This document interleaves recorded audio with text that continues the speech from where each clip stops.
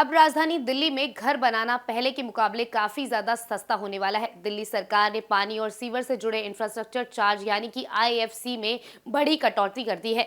कई इलाकों में तो इसमें 70% तक की कमी की गई है। मतलब अब साफ है कि घर बनाते समय लोगों को पहले जितना खर्च नहीं उठाना पड़ेगा। आखिर क्या है ये फैसला और कैसे मिलेगा आम लोगों को इसका फायदा, चलिए आपको बताते हैं इस रिपोर्ट में। दिल्ली की मुख्यमंत्री रेखा गुप्ता ने शुक्रवार को एक बड़ा ऐलान करते हुए कहा कि अब आईएफसी चार्ज प्लॉट के पूरे आकार पर नहीं लिया जाएगा। पहले नियम ये था कि आपका प्लॉट जितना बड़ा होगा उतना चार्ज देना होगा, चाहे उस जगह पर निर्माण हुआ हो या फिर नहीं, पार्किंग खुली हो या फिर जगह हो, सबको जोड़कर चार्ज लिया जाता था। लेकिन अब सरकार ने इस नियम में बदलाव कर दिया है। अब सिर्फ उसी हिस्से पर आईएफसी लगेगा जहां वास्तव में निर्माण किया जाएगा, यानी कि जितना कंस्ट्रक्शन उतना ही चार्ज। इससे हजारों लोगों को सीधा फायदा मिलने वाला है। सरकार के मुताबिक अलग अलग कॉलोनी कैटेगरी में चार्ज कम किए गए हैं। ए बी कैटेगरी में कॉलोनियों में करीब 59% तक की कमी आई है। वहीं ईएफ कैटेगरी में लगभग 50% तक की राहत दी गई है। सबसे ज्यादा फायदा जी और एच कैटेगरी वालों को मिलेगा, जहां आईएफसी में 70% तक की कटौती की गई है। अब ऐसे में सवाल ये है कि आखिर ये इंफ्रास्ट्रक्चर चार्ज होता क्या है।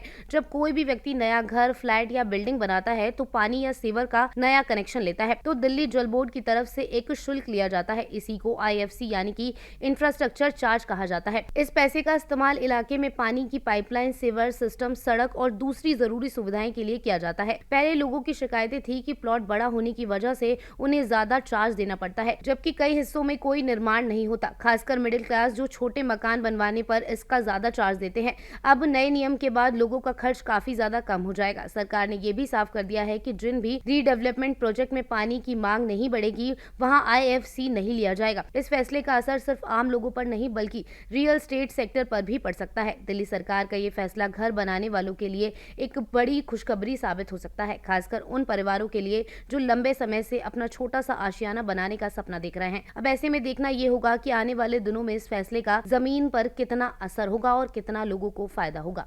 Subscribe now and press the bell icon. Never miss an update.